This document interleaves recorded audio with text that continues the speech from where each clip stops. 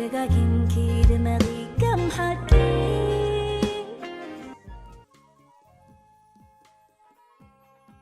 ኣብቲ ሰላምን ህድኣትን ሰፎኖ ልሙዕን ንጹህን ኣየርን ዝዓሰሎ ገጠር ዓድና ስድራይ ሰፊሕ ሕርሻታት ብዙሓት እንስሳታት ዝውንኑ ብሃብቶም ፍሉጣት እዮም ነይሮም።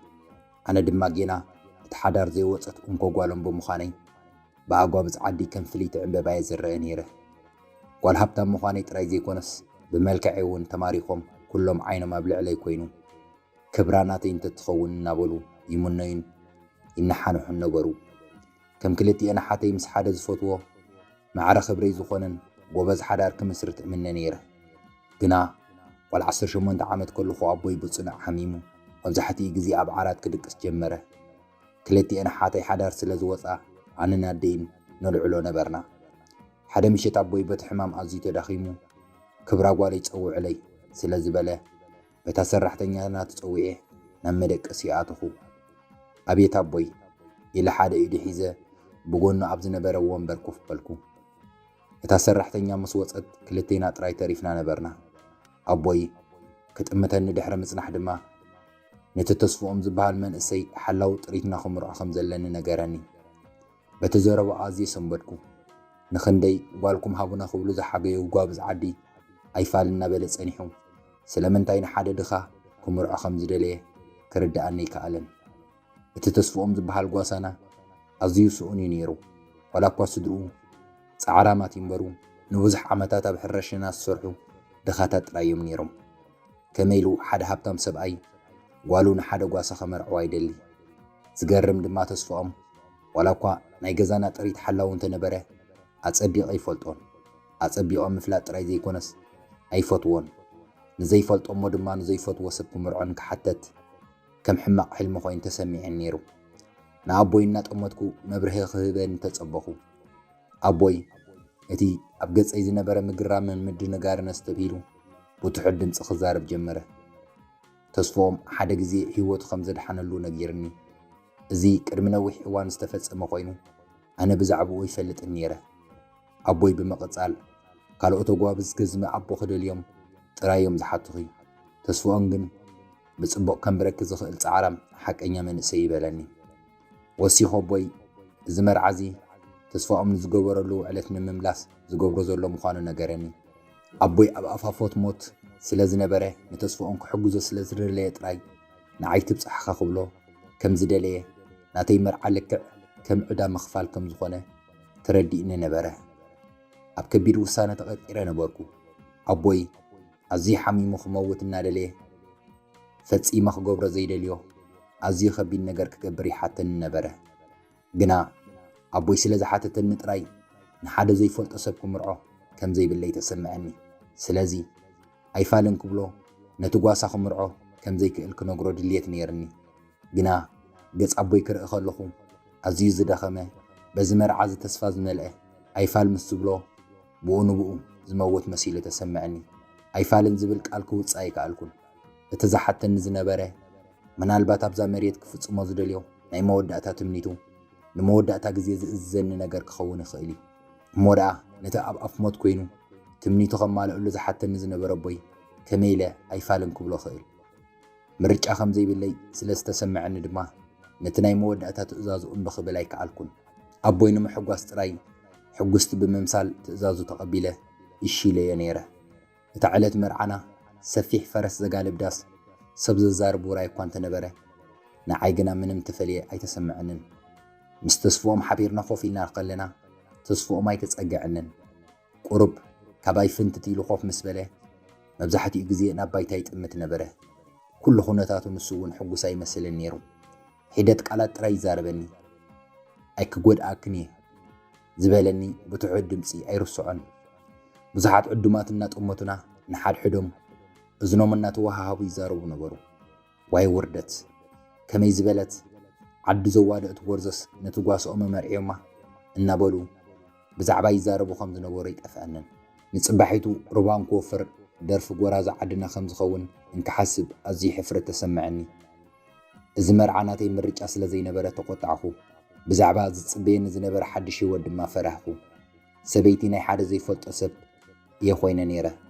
ምስ ዘይመርጾ ምስ ዘይፈትዎ ሰብ እቲ መዓልቲ እቲኣ ናይ ሓድሽ ህይወት መጀመርታ ነበረት ናብ ገዛኡ ምስ ኣተኹ እቲ ናይ ተስፋኦም ገዛ ኣብቲ ገጠር ካብ ዝረኣይ ኣዝዮም ትሑታት ኣባይቲ ሓንቲ ነበረት ብሓመድን እምንን ዝተሃንፀት ንእሽቶ ኣጉዶ ኮይና ክልተ ክፍልታት ጥራይ ነበራ እታ ቀዳመይቲ ክፍሊ ንመደቀሲ ተባሂላ እተዳለወት ኮይና ሓደ ብኣረጊት ዕንጨይቲ ዝተሰርሐ ዓራትን ሓንቲ ኣብ መንደቕ ብጭቃ ዝተሰርሐ መደራደሪ ኣቑሑን ጥራይ ነበራ እታ ካልአይቲ ክፍሊ ድማ ከም መቐበል ጋሻ ኮነት ኣብ ውሽጢ እቲ ገዛ ብዙሕ ዝረአ ኣቑሑ ኣይነበረን እቲ መንደቕ ብሰንኪ ዓመታት ዝተኣከበ ትኪ ምስቲ እርጋን ተጸምቢሩ ፈጺሙ ጸሊሙ ነበረ በቲ ጸባብ መስኮት ብዙሕ ብርሃን ፀሓይ ይኣቱ ነበረ እምበር እዚ እቲ ተስፋኦም ንዓመታት ንብሕቱ ዝነብረሉ ጽምዋ ቤት ሕጂ ድማ ናተይ ሓድሽ ቤት ኮይኑ ነበረ እታ ቀዳመይቲ ምሸትና ኣብቲ ቤት ንዓይ ኣዝዩ ከቢድ ነበረ ኣብቲ ንእሽቶ ፋንስ ዝበርሆ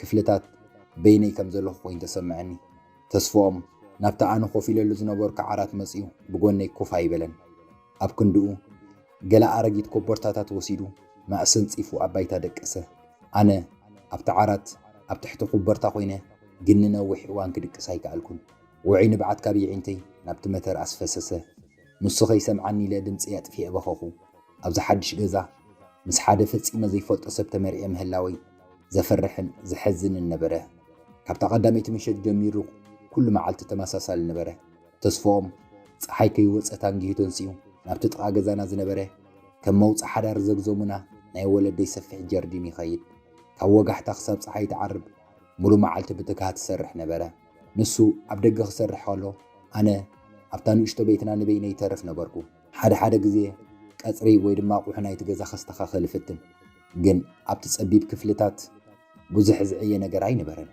ተስፋኦም ምሸት ብስራሕ ደኺሙ ክምለስ ከሎ ድራር ቅርበሉ ይበልዕ ነበረ እናበልዕ ብዙሕ ይዛረበንን እናበልዕ ጥራይ ዘይኮነስ ኩሉ ግዜ ንዓይ ስቕተኛ ነበረ ከም ሰብኣይ መጠን ምግቢ ክሰርሓሉ ወይ ኣብቲ ቤት ካልእ ነገር ከዓይ ወይ ምሳይ ክድቅስ ሓቲትኒ ይፈልጥን ካብታ ናይ መጀመርታ ምሸት ጀሚሩ ኣብ ባይታን ፂፉ ክድቅስ ናብ ነብሰይ ኣይቀረበን ብሓይሊ ቃል ተዛሪብኒ ወይ ተቆጢዑ እውን ኣይፈልጥን ንዓይ ሕማቕ ሰብ ኣይነበረን ግና ምሳይ ብምርዓው ሕጉስ ዝመስል ኣይነበረን ኣስተውዕለሉ ነይረ ኣብ ገጹ ፍሽኽታ ርእየ ኣይፈልጥን ገጹ ኩሉ ግዜ ፅውግ ዝበለ ሓደ ግዜ ድማ ቁሩብ ጓሂ ይረኣዮ ነበረ በቃ ምስኡ ዝነበረ ህይወተይ ስቕታ ዝመልኦ ኮይኑ ኣነ ከም መርዓቱ ዘይኮንኩስ ኣብ ቤቱ ከም ዝነብር ጓና ሰብ ኮይኑ ይስምዐኒ ነበረ ሓደ መዓልቲ ድሕሪ ቀትሪ ኣብቲ ንድቅሰሉ ክፍሊ ገለ ኣቑሑ ክሰርዕ እናፈተንኩ ሓደ ኣረጊት ካብ ዕንጨይቲ ዝተሰርሐ ንእሽቶ ሳጹን ረኸብኩ ኣብ ውሽጢ እንታይ ተቐሚጠሎ ንምርኣይ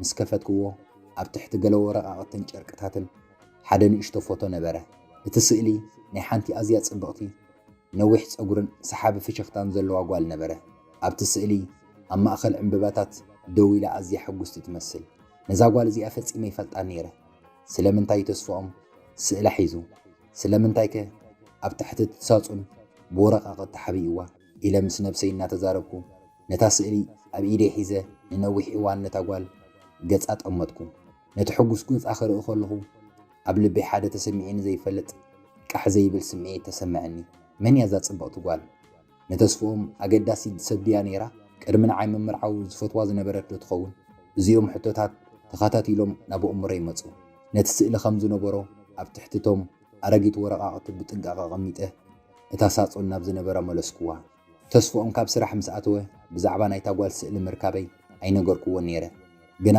ብዛዕባ ታብቲ ስእሊ ዝረኣኽዋ ጓል ካብ ምሕሳብ ከቋርፅ ኣይከኣልኩን ምናልባት ንሳ ናይቲ ተስፋኦም ዝመርሖ ዘሎ ናይቲ ኣነ ክርድኦ ዘይከኣሉ ስቕታ ዝመልኦ ህይወት ምስጢራዊት ትኸውን እናበልኩ ብዙሕ የሰላስል ናይታ ጓል ስእሊ ምርካበይ ብዛዕባ ተመሪዐዮ ዝነበርኩ ሰብ ብዙሕ ሓድሽ ነገራት ክሓስብ ገይሩኒ ነበረ ሓደ መዓልቲ ሓንቲ ጎረቤትና ሰበይቲ ክትበፅሐኒ ናብ ገዛና መፀት ቡን ገይረ ብዙሕ ድሕሪ ምዕላልና ተገሪማ እናጠመተትኒ እሞ ትፈልጢ ዲኺ ነጊረኪ ድዩ ኢላ ሓተተትኒ ድንግርግር እናበለኒ ኣይፋልን ብዛዕባ እንታይ ኢላ ሓተትክዋ እታ ጎረቤትና ቁሩብ ፍሽኽ በለት ፍሽኽታኣ ግን ናይ ቅንዕና ዝመስል ኣይነበረን ብዛዕባ ተስፍኦም እምበር ሕሉፍ ህይወቱ ብዝዓዲ ዘሎ ኩሉ ሰብ ይፈልጦ ይበለትኒ ልበይ ተረግታ እናወሰኸ ብዛዕባ ዝረኸብክዋ ናይታ ጽብቕቲ ጓል ስእሊ ዶ ይኸውን ኢለ እናሓሰብኩ ተወሳኺ ክትነግረኒ ተጸበኹ እታ ጎረቤትና ነቲ ተስፍኦም ዝሓብኦ ምስጢራዊ ህይወቱ بزرزر نجرتني تسفهم قدم حجة فقاريت كم زنبرته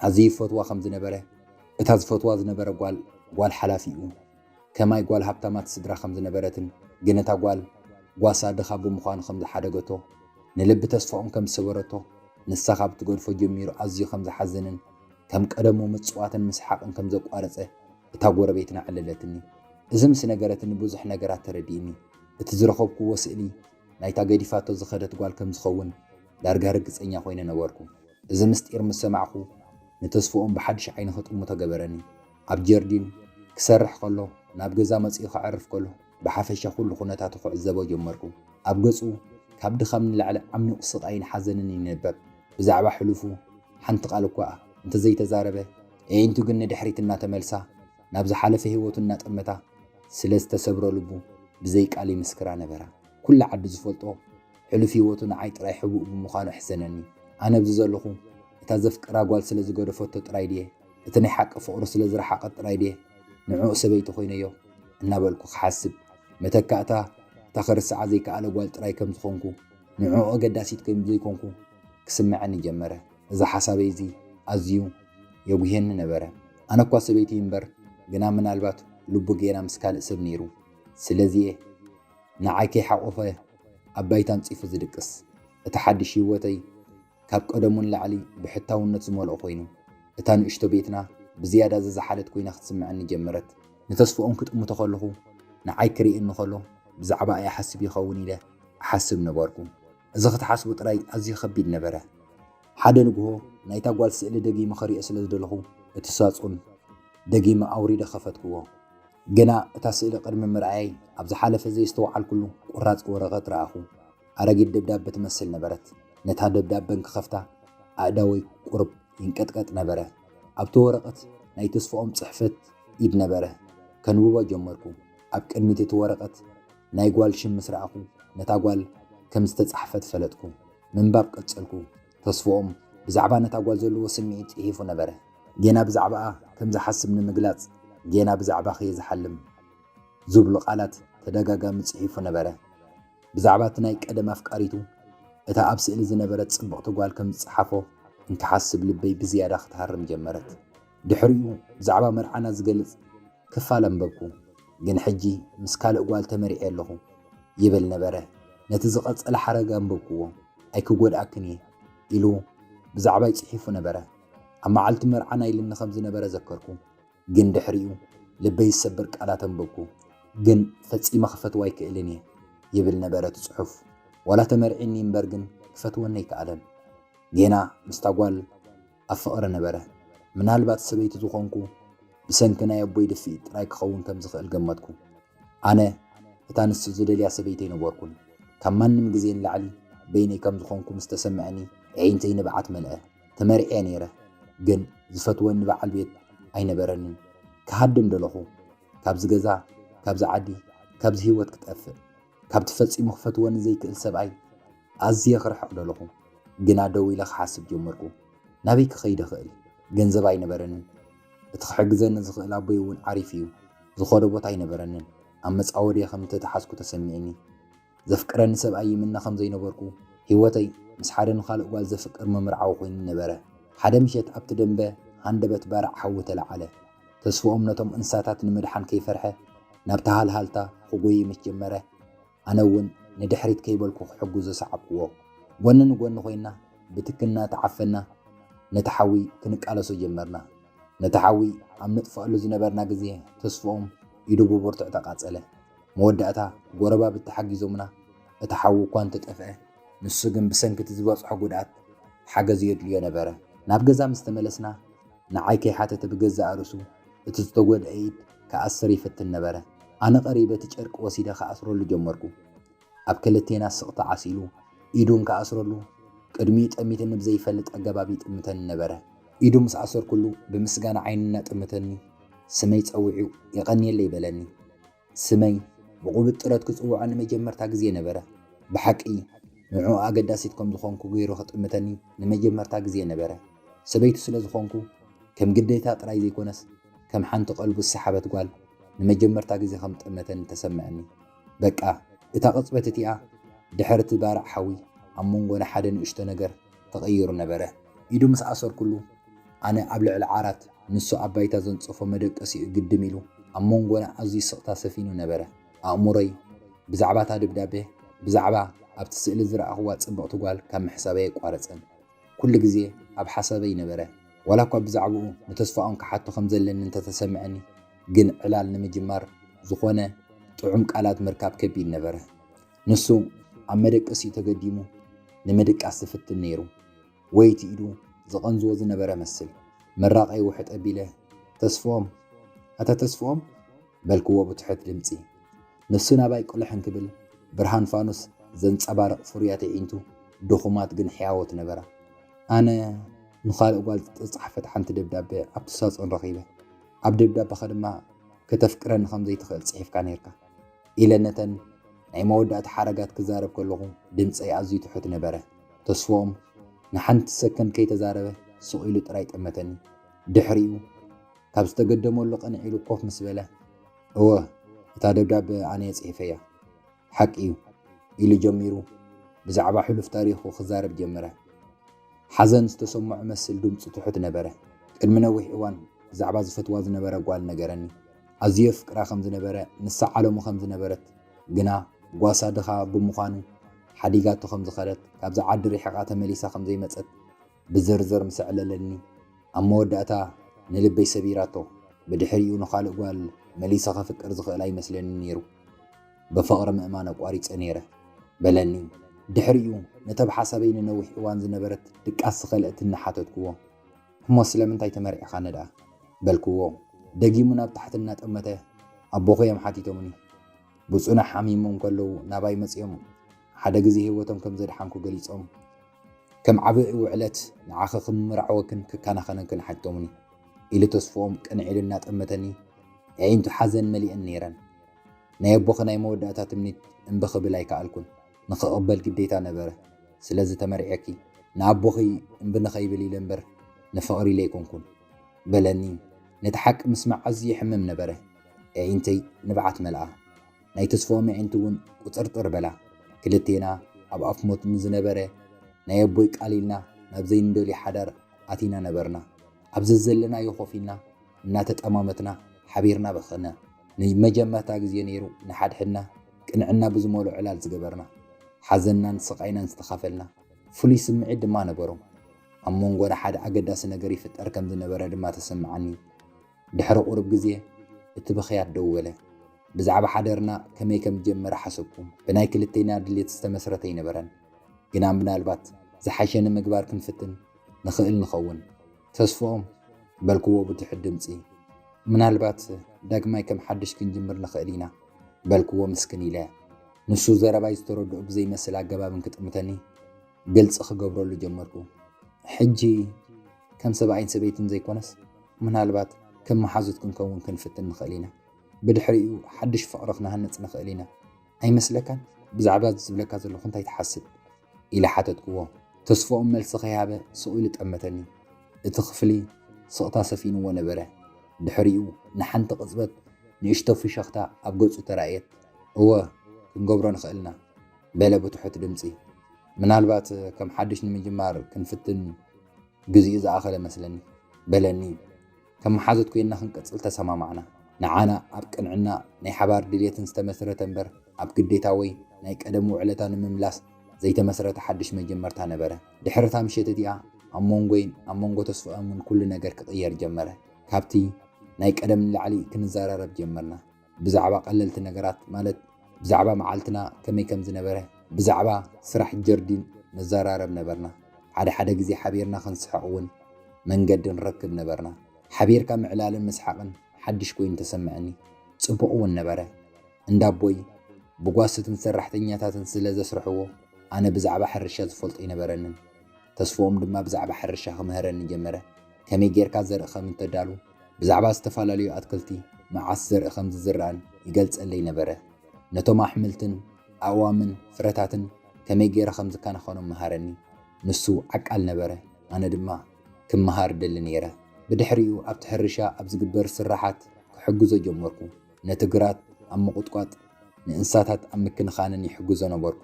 ዋላ እኳ እቲ ስራሕ ንኣዳ ወይ መሕመሚ እምበር ግና መስኡ ኮይንካ ምስራሕ በይነይ ኣብ ገዛኻ ምዃን ዝቐለለ ኮይኑ ተሰምዐኒ ንሱ እውን ልውሃቱ ዘርእዩ ንኣሽቱ ነገራት ክገብረለይ ጀመረ እዞም ንኣሽቱ ነገራት ዝመስሉ ንዓይ ከም ዝሓልየለይ ክስምዐኒ ዝገብሩ ኣገደስቲ ነበሩ ሓደ መዓልቲ ኣጋምሸት ተስፎኦም ካብ ዕዳጋ ምስ ተመልሰ ናብ ገዛ ምስ ኣተወ ንዓይ ርእዩ ፍሽኽ በለ በዚ ግዜ እዚ ናይ ሓቂ ፍሽኽታ ነበረ ብዛዕባ መዓልተይ ምስ ሓተተኒ ካብ ዕዳጋ ዝተማልአለይ ሽፎን ሃበኒ እዚ ካብኡ ዝተዋሃበኒ ቀዳማ ህያብ ነበረ የቐኒየለይ ኢለ ኢዱ ሰዓምክዎ ንመጀመርታ ግዜ ድማ ከም ሰብኣይ ደኺሙ ስለ ዝወዓለ እጉር ሓፂበ ድራር ቀረብኩሉ ባሪኽለይ ድማ ብሓንሳብ ክንበልዕ ጀመርና ታሪኽና ወይ መርዓና ብናይ ክልቴና ፍቕሪ ኣይኮነን ተመስሪቱ ኣቦይ ንተስፋኦም ውዕለቱ ክመልስ ስለ ዝደለየ ኣነ ድማ ናይ ኣቦይ ትእዛዝ ክቕበል ስለ ዝነበረኒ ሓዳርና ተመስሪቱ ብግዴታ ብሓዘንን ብተሓብኡ ምስጢራትን እዩ ቀፂሉ ነይሩ ንሓድሕድና ከም ጓኖት ኣብ ንረኣየሉ ዝነበርና ንሓድሕድና ብዛዕባ መጻኢ ምዕላል ኣብ ንፈርሓሉ ዝነበርና ግዜ ይቐፂሉ ድሕሪ ዝተፈጥረ ናይ ባርዕ ሓዊ ንምጥፋእ ሓቢርና ምስ ተቃለስና ብዛዕባ ሕሉፍ ታሪኽና እቲ ሓቂ ምስ ተኻፈልና ነገራት ይቕየሩ ነበሩ ቀስ እናበልና ሓዳርና ከም ሓድሽ ንሃንጽ ነበርና ቅድም መሓዙት ክንከውን ንምሃር ነበርና ኣብ ሓደ ቤት ምንባር ጥራይ ዘይኮነስ ብዛዕባ ህይወትና ንካፈለሉ ንዕልለሉ መገዲ ንረክብ ነበርና እቲ ብፍቕሪ ብዘይድልየትና ዘይጀመረ ታሪኽና ቀስ እናበለ ናብ ሓቀኛ ፍቕሪ ይቕየር ነበረ ክልቴና ድሕሪ ድራር ምብላዕና ከም ቀደም ኣነ ብዓራት ንሱ ባይታ ኣንፂፉ ክንድቅስ ኣይደለናን ብዘይ ቃላት ተራዳዲእና ነበርና ንመጀመርታ ግዜ ተስፎኦም ኢደይ ተንከፈ ንመጀመርታ ግዜ ብሓባር ኣብ ዓራት ደቅስና ንመጀመርታ ግዜ ተስፎኦም ፋኑስ ኣጥፍኣ ኣብ ትሕቲ ኮቦርታ ኣቲና ድማ እዩ ኣዳምን ሔዋንን ዓየና ምናልባት እዚ ናይቲ ሓበራዊ ሓድሽ መጀመርታ ህይወትና መጀመርታ ነበረ ኣብ ቅድሚና ነዊሕ መንገዲ ይጽበየና ኣሎ ግና ነታ ቀዳመይቲ ስጉምቲ ጀሚርና ያኹን ስጉም ጀመርና ሕጂ ኣብ ልበይ ስግኣት ዘይኮነስ ተስፋ እምነተይ ጥጥዕ ከም ዝነበረ ተፈለጠኒ ተፈጸመ ሰላም ዝኸበርኩም ተኸታተልቲ ስቶሪ ፕሮዳክሽን ከምቲ ኩሉ ግዜ ንብለኩም ኣብዚ ቻነል ሓደሽቲ ኮንኩም ሳብስክራይብ ግበሩ ነዚ ቪድዮ ከዓ ላይክ አግቡ ኣብ ኮመንት ድማ ኣበይ ሃገር ኮይንኩም ነዛ ትሕዝቶ ትሰምዑ ኣለኹም ጽሓፉልና ዝተረፈ ግን ካልእ መዓልቲ ብኻልእ ትሕዝቶ ክሳብ ንራኸብ ሰሰናይ ንዓኹም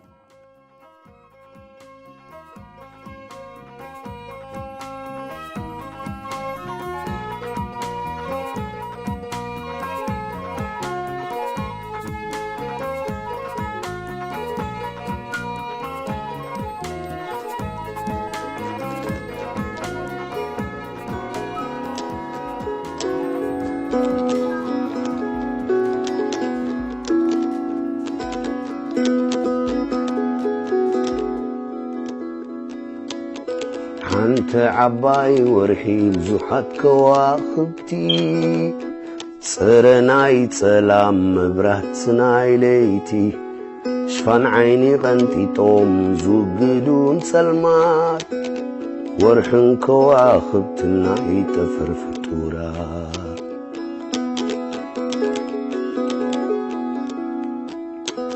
هاي مستبرانو ቅርጾም ተፈታዊ ስልማት ናይ ሰማይ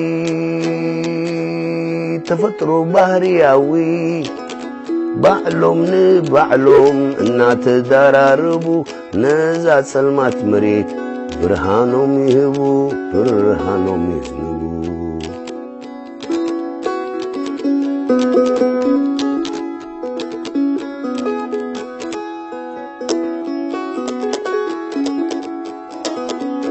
حدا جزيت سلام دبنا يشفنهم يتارطرو خايلهم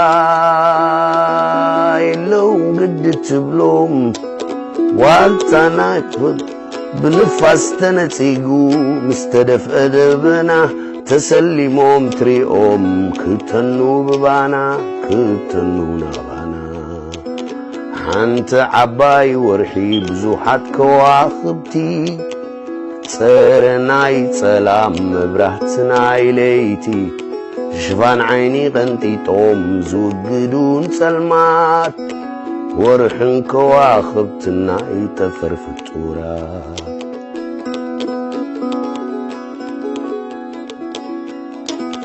ورحن كواخبتن مبراتن اي سورا نايزا زبادمت مريت متشوتي اريترا والتاناي حفاش قمجاوين تقالستي منشناي برهانا نصوم يوم كواخبتي نصوم يوم توم مبراتي والتاناي حفاش قمجاوين تقالستي منشناي برهانا نصوم يوم كواخبتي نصوم يوم توم مبراتي